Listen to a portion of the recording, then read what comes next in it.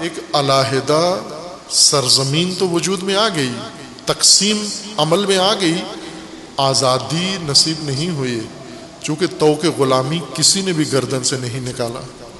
ہر چند آقا بھاگ گیا، حاکم بھاگ گیا، اب وہ غلام کے ساتھ رہنا اور غلام کی لگام تھامنا اور مہار تھامنا اس کے لیے ممکن نہیں رہا، وہ غلاموں کو اپنے حال پہ چھوڑ کے چلا گیا۔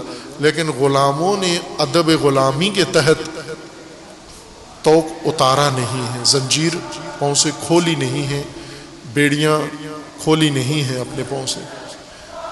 آزادی کی نعمت ایک اور چیز کے ساتھ جب مخلوط ہوتی ہے، ملتی ہے، تو آزادی اپنا اثر دکھاتی ہے، اور آزادی انسانوں کو اپنی آغوش میں لیتی ہے، اور آزادی کے سائے میں انسان آزاد بنتے ہیں۔ وہ چیز ہے عزت، احساس عزت، عزت نفس، عزت ملت، عزت مملکت، عزت آئین، عزت دین۔